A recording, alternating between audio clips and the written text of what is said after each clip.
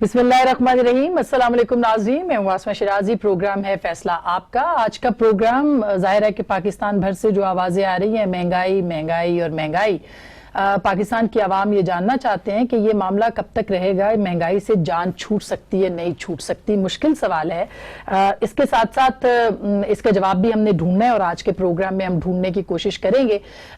इसके असबाब क्या हैं, इसकी वजूहात क्या हैं और कब तक रहेगी, इसके ऊपर हम ज़रूर बात करेंगे। और उसके साथ साथ IMF का प्रोग्राम जो है वो कब तक पाकिस्तान के अंदर, अब ज़ाहिर है कि वो शुरू हो चुका है, उसके ऊपर अब बातचीत हो रही है। कुछ रेवेन्यू खसारा भी पाकिस्तान के अंदर मौजूद है, तकरीबन 1000 अरब रुपए का शॉर्टफॉल बताया जा रहा है। और क्या इस शॉर्टफॉल को पूरा करने के लिए किसी और बजट की यानी मिनी बजट की आमद हो सकती है, इसके ऊपर भी हम पूछेंगे। और इसके साथ साथ वजीर आजम पाकिस्तान ने फरमाया था कि 2020 का साल जो है वो नौकरियों का साल होगा, रोजगार का साल होगा, महंगाई की कमी का साल होगा। वो किस हद तक हो पाएगा नहीं हो पाएगा, इसके ऊपर भी हम आज के इस प्रोग्राम में बात करेंगे। और किसी और से नहीं बात करेंगे बल्कि इस वक्त मेरे साथ मौजूद हैं मुशीर खजाना जनाब डॉक्टर हफीज शेख साहब, जो कि हमारे साथ यहाँ मौजूद है। उनका बहुत बहुत शुक्रिया सर, आपका शुक्रिया, आपने हमें वक्त दिया, क्योंकि हम पूछना चाह रहे थे कि लोग ज़ाहिर सवाल पूछते हैं तो हमने आप से इसीलिए राब्ता किया और आपका शुक्रिया, आपने वक्त दिया। लेकिन इंपॉर्टेंट बात यही है सर कि ये जो महंगाई और इन्फ्लेशन है, ये मेरा ख्याल है कि 14 साल 12 साल का फिगर दिया जा रहा है, उसके बाद पाकिस्तान में आई है। इसकी वजूहात तो आप कहेंगे पिछली हुकूमत ने किया है, लेकिन अब 1.5 साल 2 साल होने वाले हैं, तकरीबन पौने 2 साल। तो क्या आपको लगता है कि PTI सरकार जो है वो इस सिलसिले में थोड़ी सी नाकाम नजर आ रही है? देखिए अस्मा, ये बहुत ज़रूरी है कि हम समझें कि वो क्या चीज़ें थी जो इस हुकूमत को विरसे में मिली। मैं समझता हूँ लोग चाहते हैं कि कई बार कहते हैं जी पीछे की बात छोड़ दें, बस आगे की करें। लेकिन जो चीज़ें विरसे में मिली और जो चीज़ें हो रही हैं और जो उनके हल निकाले जा रहे हैं वो आपस में जुड़े हुए हैं। तो ये बहुत ज़रूरी है कि आपके इस प्रोग्राम में पाकिस्तान के लोगों को ये बताया जाए कि क्या सिचुएशन थी जो मौजूद थी और क्या उसके लिए हल निकाले जा रहे हैं और किस अंदाज में मईशत जो है बेहतर हो रही है और किस ट्रेजेक्ट्री पर, किस फासले से वो ये मंजिल जो है पूरी करेगी। और पाकिस्तान के जो लोगों की ख्वाहिशात हैं, जो इस हुकूमत की भी ख्वाहिशात हैं कि जॉब्स हों, कीमतें कम हों, खुशहाली हो और मुल्क जो है तरक्की करे। और मुल्क उसी वक्त तरक्की कर सकता है जबकि उसके लोग तरक्की याफ्ता हों। तो पहली चीज़ मैं आपको ये बताना चाह रहा हूँ कि जब इमरान खान साहब की हुकूमत आई तो 30,000 अरब रुपए का कर्ज इस मुल्क के ऊपर हो चुका था। और एक सिचुएशन थी कि अगर हम वो कर्ज न दें तो डिफ़ॉल्ट होने जा रहा था। और अगर डिफ़ॉल्ट हो जाता है तो उससे ज़्यादा बड़ी चीज़ लोगों के लिए कोई नुकसानदेह नहीं हो सकती। तो पहला जो हमारा गोल था वो ये था कि उस डिफ़ॉल्ट से बचा जाए और पैसे मोबिलाइज किए जाएं ताकि ये जो कर्ज है जिसमें 95 अरब डॉलर जो थे वो फॉरेन लोन्स थे। और दिक्कत ये थी कि डॉलर्स जो हैं कमाने की कोई कैपेसिटी नहीं बची थी। जब ये हुकूमत आई तो जो करंट अकाउंट डेफिसिट था यानी जो डिफरेंस था इंपोर्ट्स और एक्सपोर्ट का, वो तकरीबन कोई 35-40 अरब डॉलर था। तो एक जानिब 35-40 अरब डॉलर वो चाहिए कवर करने के लिए, दूसरी जानिब 95 अरब डॉलर का कर्ज है तो वो देने हैं।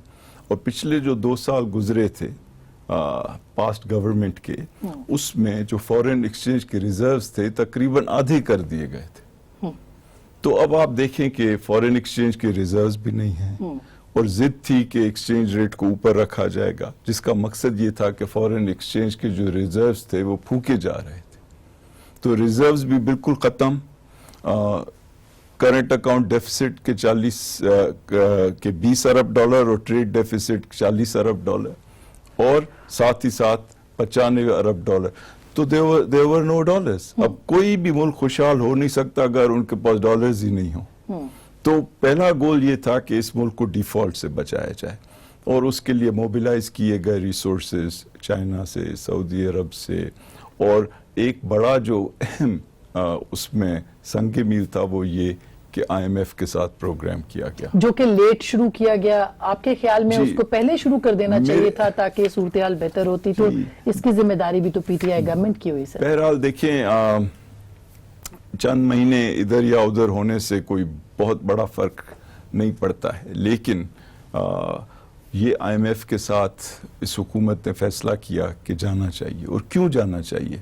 اس لیے کہ آسما صاحبہ، یہ آئی ایم ایف جو ہے یہ بنا ہی اسی لیے ہے. یہ پوری دنیا کے ملکوں نے مل کے اسے بنایا ہے کہ جب کوئی ملک کسی بحرانی کیفیت میں ہو تو ان کی مدد کرے.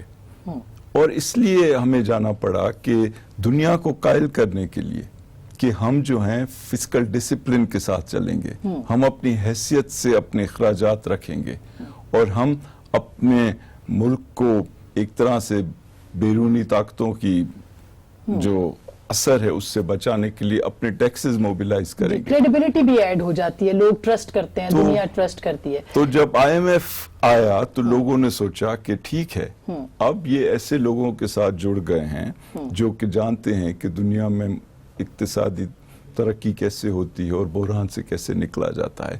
اور اس کا ایک اثر تو یہ ہوا کہ انہوں نے خود ہمیں $6 ارب دیے، جو کہ آسان سود کے اوپر ہیں.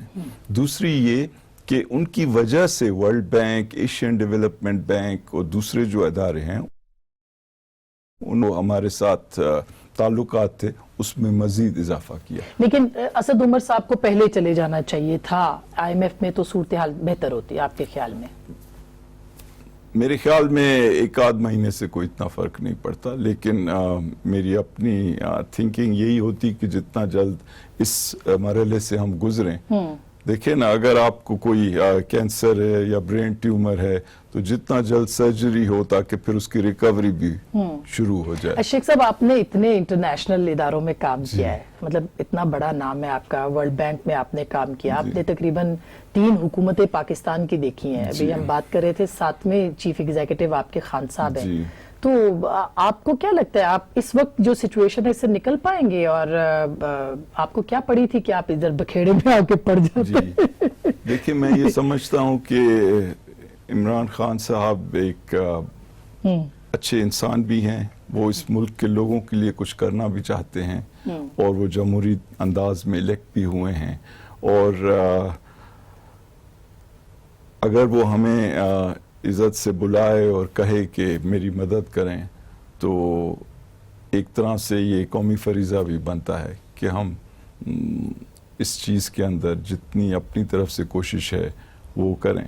میں نے جب یہ گورنمنٹ جوائن کی تو میں نے پرائم منسٹر صاحب سے کہا کہ میں فقط ایک وجہ سے آپ کو جوائن کر رہا ہوں، کیونکہ میں نہیں چاہتا کہ اس ملک میں عمران خان کا جو ایکسپیریمنٹ ہے وہ کامیاب نہ ہو. تو اب کیسے کامیاب؟ اور کیونکہ جو آلٹرنیٹیوز ہیں وہ اچھے نہیں ہیں. شیخ صاحب، اس وقت آپ کیسے کہہ سکتے ہیں کہ کامیاب ہوگا؟ اس وقت تو پی ٹی آئی سرکار کے اوپر لوگوں کی جو بد اعتمادی ہے وہ بہت بڑھ گئی ہے، اور وہ ابھی سے ناکام حکومت تصور کر رہے ہیں عوام، اگر دیکھا جائے. تو دیکھیں، پہلی چیز ہمیں یہ سمجھنا چاہیے کہ خان صاحب کی گورنمنٹ میں کیا تبدیلیاں کی گئیں معیشت کے اندر. کیونکہ پہلی بات تو یہ ہے کہ یہ جو کرنٹ اکاؤنٹ ڈیفیسٹ میں نے بتایا جو $20 ارب تھا، اس کو اس وقت وہ $2 ارب تک لایا جا چکا ہے.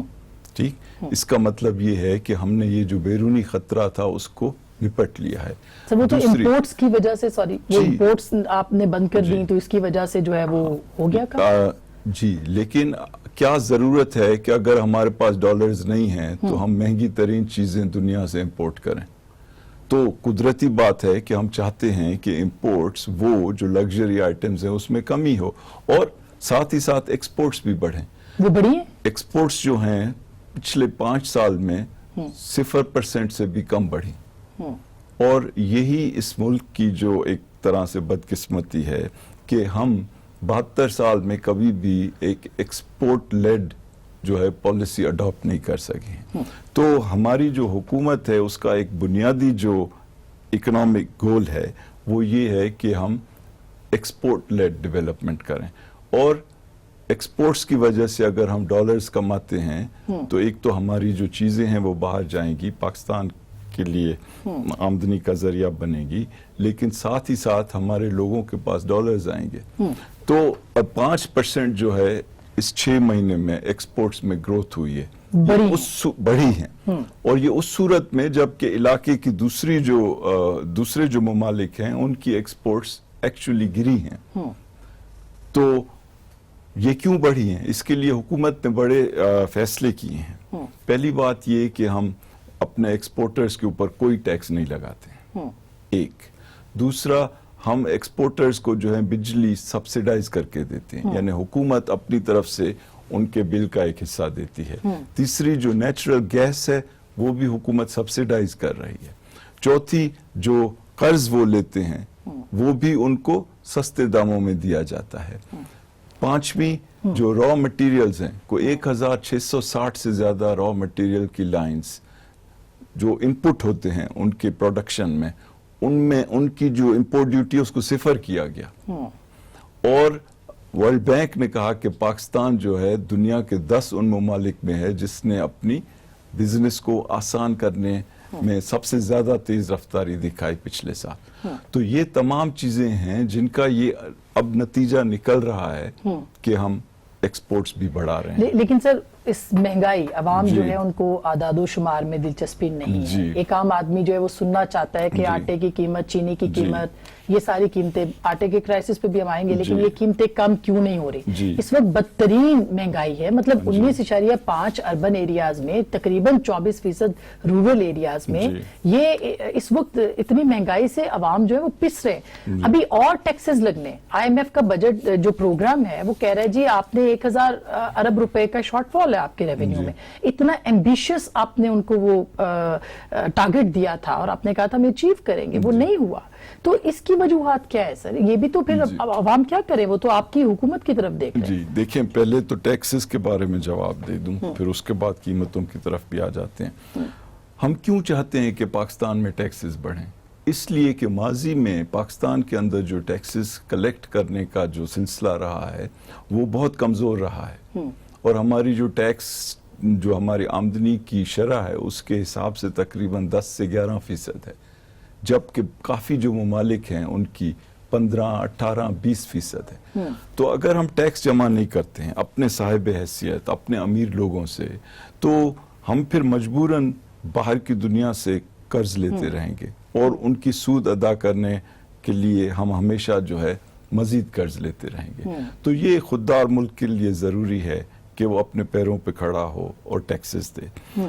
दूसरी चीज़ कि टैक्सेस का एक बहुत बड़ा हिस्सा जो है वो सूबाई हुकूमतों को दिया जाता है। तो बेसिक एजुकेशन, बुनियादी हेल्थ, ख़वातीन के मसाइल, बच्चों की जो इश्यूज हैं, पुलिस, म्यूनिसिपल सर्विसेज, पीने का पानी, ये तमाम चीज़ें जो हैं हमारे लोगों की रिक्वायरमेंट है। तो इस साल जो टैक्सेस कलेक्ट किए गए हैं पिछले साल के मुकाबले में 17% ज़्यादा हैं और पाकिस्तान की तारीख में सबसे ज़्यादा हैं। 2000 अरब से ज़्यादा इस 6 महीने में कलेक्ट किए गए जो, तो उसका एक बहुत बड़ा हिस्सा सूबों को दिया जा रहा है और उनके तरक्याती प्रोग्राम हैं। और वहाँ पे जो है ये तमाम चीज़ें जो मैंने लिस्ट की, इनके ऊपर पैसे खर्च हो रहे हैं। और साथ ही साथ इस हुकूमत ने ये फैसला किया कि कमज़ोर तबकों के लिए जो बजट है उसको दुगना किया जाए। 100 अरब से 192 अरब रुपए किया गया। जो फाटा के कमज़ोर तरीन तबका है उसके लिए 152 अरब रुपए का बजट रखा गया। और PSDP यानी जो तरक्याती कामों का जो बजट है उसको भी 700 अरब रुपए से ज्यादा। जी, लेकिन सर डायरेक्ट टैक्सेस जो हैं उसमें नाकामी हो रही है, लेकिन इनडायरेक्ट टैक्सेस जो हैं वो आवाम के ऊपर लगाए जा रहे हैं। मैं एक ब्रेक लूं, ब्रेक के बाद ये मैं पूछूंगी आपसे, ये हम पूछेंगे शेख साहब से कि मतलब डिस्प्रिन की गोली के ऊपर भी हमें टैक्स देना पड़ रहा है आवाम को। ये आवाम का ही सवाल है जो हम उनके सामने रखेंगे, कब तक ऐसा होगा? और उसके साथ साथ ये कि ये जो IMF का बजट है जिसमें जो कि शॉर्टफॉल आ रहा है, उसके वो जो पैसे हमने पूरे करने हैं, यानी वो कह रहे हैं 1000 अरब रुपए हमने अब इकट्ठे करने, अगर नहीं कर पाए तो क्या ये प्रोग्राम खत्म हो जाएगा या इसको रीनिगोशिएट करना पड़ेगा, और या फिर हमें करना क्या है, इसके बारे में हम बात करेंगे। एक छोटी सी ब्रेक, वापस आते हैं ब्रेक के बाद। ویلکم بیک ناظرین، ایک دفعہ پھر آپ کو خوش آمدید کہتے ہیں. سر میں بالکل آپ کے جتنے بھی ٹیکس آپ نے جمع کیا یا آپ انیشیٹیوز لے رہے ہیں اس پہ ہمیں کسی کو بھی کوئی اعتراض نہیں، اور یہ بڑی اچھی بات ہے جو اس گورنمنٹ نے کیا ہے، لیکن ظاہر ہے کہ وہ پورے نہیں ہو سکے. اور شاید شبر زیدی صاحب کی رخصت اور وہ سارے معاملے، اس سے ایسے لگتا ہے کہ جیسے ظاہر ہے کہ ایک ناکامی ہے، اس کی وجہ سے شبر زیدی صاحب بھی رخصت پہ چلے گئے. وجہ کیا بنی کہ کیوں یہ نہیں ہو سکے آپ سے پورے اہداف؟ دیکھیں، پہلی بات یہ ہے کہ جو ٹیکسز میں کلیکشن ہوئی ہے وہ پاکستان کی تاریخ کی سب سے بڑی کلیکشن ہے. دوسری چیز یہ کہ یہ 17% زیادہ ہے پچھلے سال کے مقابلے میں ابھی تک. اچھا. اور ہماری امید یہ ہے کہ انشاءاللہ یہ 17 سے بھی 20-22 تک جائے گی by the end of the year. تیسری چیز یہ کہ یہ اس صورت میں 17% ہوئی ہے جبکہ ہم نے امپورٹس کو جو ہے خود ہی کمپریس کیا ہے. یعنی امپورٹس کے جو ٹیکسز تھے وہ ہم نے جان بوجھ کے فورگو کی ہیں. ہم نے کہا ہم بے شک کم آمدنی ہو لیکن ہمارے لیے یہ نیشنل گول ہے کہ ہم امپورٹس پہ ڈیپینڈنٹ نہیں ہونا چاہتے ہیں. تو اگر اس کو ہم ایڈجسٹ کر دیں تو جو ٹیکسز کی کلیکشن کی رفتار ہے ڈومیسٹک وہ 25% کو بھی کراس کر چکی ہے. لیکن چونکہ ہم نے امپورٹس کو کم کیا اس کی وجہ سے امپورٹ ٹیکسز میں کمی ہوئی اور جو ٹوٹل ٹیکس کلیکشن ہوئی وہ تقریباً 17% ہوئی. اب آنے والے 5 مہینوں میں ہماری کوشش ہوگی کہ ہم اس میں مزید اضافہ کریں. لیکن ساتھ ہی ساتھ اسما یہ بہت ضروری ہے کہ ہم اتنے ہارش نہیں ہو جائیں کہ ہم بزنسز کو ایک طرح سے متاثر کریں نیگیٹیولی. تو ہماری کوشش یہ ہے جیسے ہمارے جو اسمال ٹریڈرز تھے ان کے ساتھ ہم نے بات چیت کی، ان سے مذاکرات کیے اور ان کو قائل کیا، ان کو مراد بھی دی، اور اب وہ مل کے ہمارے ساتھ یہ ڈاکیومنٹیشن کی ڈرائیو کو آگے لے جا رہے ہیں. سملرلی جب یہ ایکسپورٹس کی ریفنڈز کی شکایت آئی تو ہم نے سسٹم کو کنورٹ کیا اس طرح سے کہ اس میں ایف بی آر کے جو لوگ ہیں وہ ڈائریکٹلی ڈیل نہیں کریں بلکہ اٹ شوڈ بی کمپیوٹرائزڈ. تو ہم نے فاسٹر کا ایک نظام جو ہے انٹروڈیوس کیا. اور اس پہ بھی آپ کو بتا دوں کیونکہ یہ بات چلتی رہتی ہے کہ جی ریفنڈز نہیں ہو رہے ہیں یا ہو رہے ہیں، تو پچھلے سال اس وقت تک جو ریفنڈز تھے وہ تقریباً 56 ارب ڈالر کے 56 ارب روپے کے دیے گئے تھے، اور اس سال جو ہیں یہ 100 بلین روپیوں سے 100 ارب روپیوں سے زیادہ یعنی تقریباً دگنے دیے گئے، اور without any corruption, without taking any money, کیونکہ یہ کمپیوٹرائز سسٹم کے تحت دیے گئے. تو شبر صاحب سے کوئی اختلافات آپ کے؟ شبر صاحب ایک بہت اچھے انسان ہیں اور ایک بہت اچھے پروفیشنل ہیں، اور انہوں نے بہت اچھی کنٹریبیوشنز دی ہیں، اور وہ ایکچولی جینوئنلی بیمار ہیں، اور ہم چاہتے ہیں کہ وہ جلد سے جلد ریکور ہوں اور واپس آ کے اپنا کام کریں. اور اگر ان کو دقت ہوتی ہے ریکوری میں جو خدا نہیں کرے گا تو we will have to think of an alternative. کوئی آپ کے ذہن میں ہے کوئی دوسری متبادل شخصی؟ اس وقت تو میں ہوپ فل ہوں اور دعا بھی کر رہا ہوں کہ وہ جلد سے جلد ریکور ہوں. لیکن ڈاکٹر اور جو بھی اس معاملے میں افواہیں ہیں نا وہ بالکل بوگس ہیں. اچھا، یہ میں آپ کو کلیئرلی کہہ دوں، بالکل 100% بوگس. چلو یہ تو آپ نے اچھا کیا بتا دیا. لیکن ڈاکٹر صاحب یہ جو شارٹ فال ہے ریونیو کا، اس کو کیسے پورا کریں گے؟ آئی ایم ایف تو یہاں پہنچی ہوئی ہے، کوئی منی بجٹ لایا جائے گا؟ دیکھیں، آئی ایم ایف نے جب ہمارا جو پروگرام ہے اس کو ہر کوارٹر ریویو کیا جاتا ہے. تو پچھلا جو کوارٹر تھا یعنی جولائی سے سپٹمبر تک، اس کا جب ریویو ہوا تو آئی ایم ایف نے اپنے بورڈ میں کہا کہ all the targets were achieved comfortably, یعنی بہت خوش اسلوبی سے جو بھی چیزیں ہمارے ساتھ طے ہوئی تھی وہ ہو گئی. اور ہماری امید یہ ہے کہ اب جو 6 مہینے کا ریویو ہو رہا ہے وہ بھی انشاءاللہ اچھا ہوگا. ٹھیک، اور اس کے فوراً بعد جو $450 ملین کی جو قسط ہوتی ہے وہ بھی ہمیں مل جائے گی. لیکن جس حد تک کہ ٹیکس ریونیو کی کلیکشن میں ہمیں مزید ایفرٹ لگانا ہے تو we will be doing that. دوسرا جو طریقہ ہے اس گیپ کو کور کرنے کا اس کے ہمیں جو نان ٹیکس ریونیوز ہیں ان کو بھی موبیلائز کرنا ہے. تو نان ٹیکس ریونیوز کے حساب سے ہمارا ٹارگیٹ جو ہے اباؤٹ 1.2 ٹریلین ہے. 1.2 ٹریلین یعنی پرائیویٹائزیشن کے ذریعے سے ہوگا 1200 ارب. تو اس میں جو اسٹیٹ بینک کی آمدنی ہے, اس میں جو سیلولر لائسنسز ہیں ان کی آمدنی ہے, اس میں جو پرائیویٹائزیشن کی آمدنی ہے, یہ تمام چیزیں. آپ اوائڈ کر رہے ہیں کہ نئے ٹیکس نہ لگائیں عوام کے اوپر, بلکہ اس طرح سے پیسے میں یہ کہہ رہا ہوں کہ آپ کی گورنمنٹ جو ہے وہ کئی انداز میں چاہ رہی ہے کہ موبیلائز کرے اپنے ریسورسز, اور یہ جو 1.2 ٹریلین کا یعنی 1200 ارب کا جو ٹارگیٹ ہے, ہم انشاءاللہ اس کو خوش اسلوبی سے سرپاس کر دیں گے. یعنی ہماری امید یہ ہے کہ ہم اس کو بھی اس سے بھی بہتر لیکن ابھی اگر آئی ایم ایف سر نہیں مانتی ہے تو امیڈیٹلی آپ کہہ رہے ہیں کہ ہم دوسرے چیز پہ جائیں گے, یعنی ٹیکسز جو ہے اس کی بجائے پرائیویٹائزیشن پہ جائیں گے. نہیں, یہ تو جو نان ٹیکس ریونیو ہے, یعنی بغیر ٹیکس لگائے ریونیو اکٹھا کرنا, وہ بھی اس گورنمنٹ کا ایک بہت اہم پلانک ہے. یعنی اگر ہم اپنے ملک میں مزید سیلولر لائسنسز دے سکتے ہیں تو جو منی بجٹ کا تو کوئی چانس ہے یا امکان ہے کہ منی بجٹ بھی آپ منی بجٹ کا لفظ جو ہے اس ملک میں بڑا لوسلی استعمال ہوتا ہے, تو میں اس کو یہاں پہ بیٹھ کے اس چیز کو تقویت نہیں دینا چاہتا. لیکن جو اکنامک مینجمنٹ ہے وہ تو کوئی ایسے نہیں ہے کہ آپ نے سال میں ایک دفعہ بجٹ دیا اور پھر جا کے بیٹھ گئے. It is a continuous programme, امکان موجود ہے. اور یہاں پہ بھی کوئی کمزوری ہوتی ہے اس کو درست کرنا, جہاں پہ آپ اوور شوٹ کر رہے ہیں اس کو کریکٹ کرنا. تو یہ تو economic management is 24 hours a day. سر ہم اس کو منی بجٹ نہیں کہتے, اکنامک مینجمنٹ اگر آپ کریں گے تو یہ مارچ اپریل میں آپ کو کرنی پڑے گی, مارچ میں کرنی پڑے گی, کیونکہ بائی 31 مارچ آپ کو یہ ساری ٹیکسز کے اوپر جو معاملات ہیں وہ کرنے ہیں, یا پھر ری نیگوشیٹ کریں گے آپ اس کے بعد. یہ تو ایک جو ڈائیلاگ ہے آئی ایم ایف کے ساتھ وہ ایک مسلسل ڈائیلاگ ہے, اور آپ کو یہ سمجھنا چاہیے کہ ان ڈائیلاگز کی وجہ سے اور ان اسٹیپس کی وجہ سے دنیا میں جو کانفیڈنس بڑھا ہے پاکستان کی اکانومی کے لیے, اس کے بھی آپ کو مطلب 2-3 جو ہے پروف دے دوں.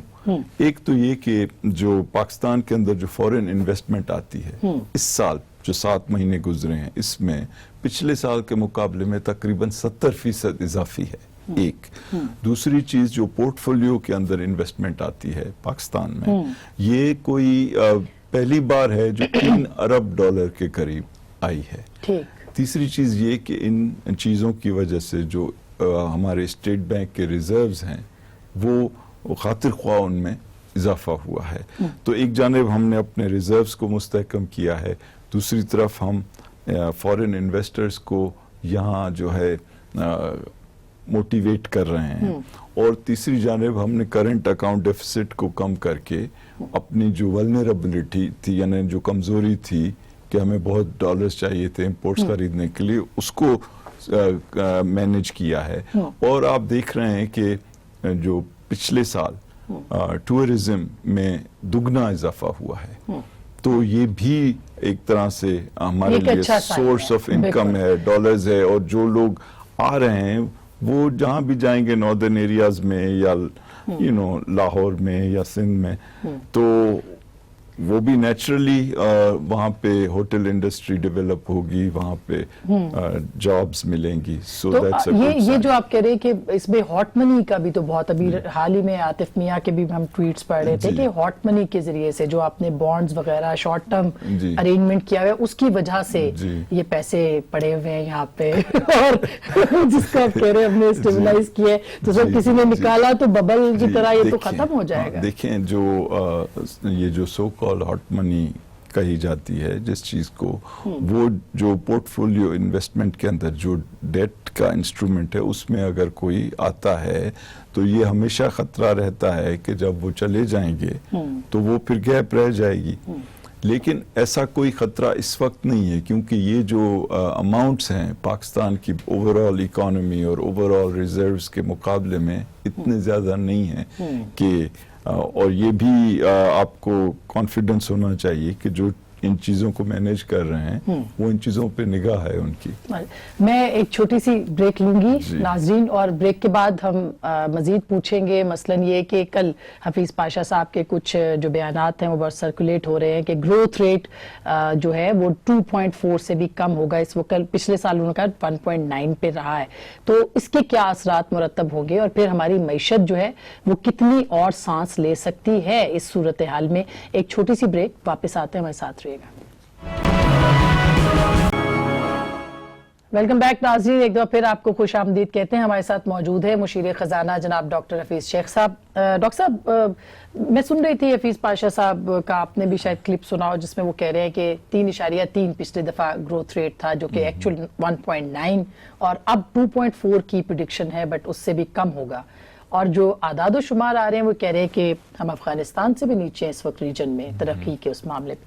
तो इस सूरत हाल में आवाम को क्या खुशखबरी आप सुना सकते हैं? जी देखें, पहली चीज़ ये है कि पाकिस्तान में एक पूरा इदारा है ब्यूरो ऑफ स्टेटिस्टिक्स, जिसका काम ये है कि वो इन चीज़ों को कैलकुलेट करे। तो ये इन्फ्लेशन के फिगर या ग्रोथ के फिगर, ये या इंपोर्ट्स के, एक्सपोर्ट्स के, रिजर्व्स के, ये सब जो हैं वो पाकिस्तान ब्यूरो ऑफ स्टेटिस्टिक्स तय करता है। और पिछले साल जिस तरह आपने कहा वो 3+ था, और इस साल भी इंशाल्लाह इरादा ये है कि 3 को सरपैस करे, 3+ ही हो। और उसके लिए जो है कई स्टेप्स भी लिए जा रहे हैं। और आपको ये भी बताऊं कि जो ग्रोथ का है इशू, इसको हमें इस तरह भी समझना चाहिए कि ग्रोथ का क्या मतलब है। ये आजकल हर बंदा जो है उठ रहा है, वो अपना कोई नंबर भी बता रहा है और ये भी कह रहा है कि जी ग्रोथ बहुत अहम है। तो ग्रोथ अहम है उस सूरत में कि अगर उस ग्रोथ से पब्लिक को फायदा हो और आम लोगों की जिंदगी बदले। क्योंकि देखें 60s के अंदर यहाँ पे ग्रोथ हुई, लेकिन उसके बाद हुकूमत गिर गई क्योंकि आम लोगों को फायदा नहीं पहुंचा उसका। इसी तरह से हमें ये कहना है कि ग्रोथ का मतलब क्या है। अब कई अदवार ऐसे आए हैं जबकि ग्रोथ हुई है, लेकिन वो अभी जैसे पिछले 5 साल गुजरे उसमें भी थोड़ी बहुत ग्रोथ हुई, लेकिन वो IMF के प्रोग्राम के ख़त्म होने के बाद जो फिस्कल डिसिप्लिन था वो ज़ाया हो गया और उसकी वजह से उसके जो असरात थे वो पायदार साबित नहीं हुए। तो ग्रोथ के अंदर आप इस तरह से सोच सकती हैं कि क्या हो कि अगर आपको आपके वालिद का क्रेडिट कार्ड मिल जाए और आप चली जाएं शॉपिंग करने और आप घर भी खरीद लें, गाड़ी भी खरीद लें और उसके ऊपर अच्छे अच्छे कपड़े भी पहन लें और ब्यूटिशियन के पास भी चली जाएं और रेस्टोरेंट्स में, हर एक कहेगा जी आसमान शिराजी की ग्रोथ तो बहुत ही जबरदस्त हो रही है। लेकिन जब आपके वालिद साहब के पास वो क्रेडिट कार्ड के बिल आएंगे तो ही विल नो कि क्या ग्रोथ हुई। एग्जैक्टली पाकिस्तान के साथ ही इस वक्त पाकिस्तान के साथ यही हुआ है कि ग्रोथ के नाम पर हमने बोरो किए पैसे और खर्च कर दिए। लेकिन जी, तो इस वक्त जो अहम चीज है आसमा, जो मुमालिक एक्चुअली बढ़े हैं ग्रोथ से, वो उस तरह की ग्रोथ उन्होंने हासिल की है जिसमें एक्सपोर्ट्स का किरदार हो, सिर्फ कंजम्पशन का नहीं हो। तो हमारी हुकूमत, जिस तरह मैंने कहा, इसका बुनियादी मकसद ये है कि हमारी ग्रोथ रेट में बेशक इजाफा हो एक स्पीड के साथ, लेकिन जो क्वालिटी ऑफ ग्रोथ है, यानी जो ग्रोथ जिससे आम लोगों तक फायदा पहुंचे, वो ग्रोथ होनी सर, इससे चाहिए। वो खते गुर्बत से नीचे लोग चले जाते हैं। तखमीने आ रहे हैं 70 लाख लोग ऑलरेडी 1.5 साल में जो है वो खते गुर्बत से चले गए नीचे। 2014 में 6% इसमें बेहतरी हुई जब डार साहब थे, और उसमें तकरीबन 1 करोड़ 30 लाख के लगभग लोग जो है वो खते गुर्बत से ऊपर आ गए। देखिए आसमा, कोई जो फिगर्स हैं ना पॉवर्टी के, वो जो पॉवर्टी सर्वे हुआ है वो कोई उसके फिगर्स पब्लिक नहीं है। तो जो लोग भी ये फिगर्स कोट करते हैं कि जी मैंने ये एस्टिमेट कर लिया कि इतने लोग गुर्बत में चले गए, these are just guesses because there are no facts. अगर फैक्ट्स हों उसके ऊपर फिर डिस्कशन हो सकती है। तो एक बंदा अगर हुकूमत के हक में है, वो अपनी तौर से ये नंबर्स पेश करेगा जो حق میں نہیں ہے, وہ اپنے طور پہ. سر لوگ لیکن جاننا چاہتے ہیں کہ ایسا کیا ہو, کیونکہ آخری کچھ منٹ ہے تو میں یہ اس پہ کہ ان کی زندگی میں کم از کم کھانے پینے کی چیزیں جو ہیں وہ سستی ہو جائیں, ان کو اعداد و شمار سے کچھ نہیں لینا دینا, وہ آپ کیا کر سکتے ہیں اور کتنی جلدی, اور اس کے اثرات جو آپ بتا رہے ہیں اس کے کب تک نکلیں گے؟ جی دیکھیں, اس حکومت کا جو محور ہے, جو بالکل سینٹرل فوکس ہے, وہ پبلک ہے. اور عمران خان صاحب کا بھی یہی فلسفہ ہے. وہ صبح سے رات تک ان کی کوشش یہ ہے کہ جو بھی اکنامک ایکٹیویٹی ہو اس سے پبلک کو فائدہ ہو, اور اسی لیے ہم اس انداز میں چل رہے ہیں کہ ان دقتوں کے باوجود جو پبلک ہے اس کے لیے بجٹ جتنا بڑے سے بڑا رکھا جا سکے اور ان کے اوپر اخراجات کیے جائیں. ایٹ دا سیم ٹائم جو قیمتیں کم کرنے کا سلسلہ ہے, دیکھیں اس میں جو انفلیشن کے خلاف پالیسی ہوتی ہے ایک سرکار کی سطح پہ ہوتی ہے. اس میں ہم کیا کر رہے ہیں میں آپ سے شیئر کروں تاکہ لوگوں کو پتہ پڑے کہ ہم کیا کر رہے ہیں. پہلی چیز یہ ہے کہ ہم نے ایکسچینج ریٹ جو ہے اس کو مستحکم کیا. پچھلے 5 مہینے سے وہ مستحکم ہے, یعنی اب جو باہر سے چیزیں آ رہی ہیں وہ مہنگی نہیں ہو رہی ہیں, وہ مستحکم ہیں. کیونکہ اگر وہ مستحکم ہوگا تو باہر کی چیزیں مہنگی نہیں ہوگی. دوسرا, ٹائٹ انداز میں جکڑا ہوا ہے تاکہ اس کی وجہ سے ڈیمانڈ نہیں بڑھے اور اس سے قیمتیں نہیں بڑھیں. تیسری چیز, ہم نے جب پاکستان نوٹ چھاپتا ہے تو اس سے انفلیشن ہوتی ہے کیونکہ زیادہ پیسے گردش کرنے لگتے ہیں. تو ہم نے پچھلے 7 مہینے میں اسٹیٹ بینک سے 0 بوروئنگ کی ہے تاکہ ہم اپنے پیروں پہ کھڑے ہوں اور انفلیشن کے اندر کوئی کنٹریبیوشن نہیں ہو اس کی جو مانیٹری ایکسپینشن کی ہوتی ہے.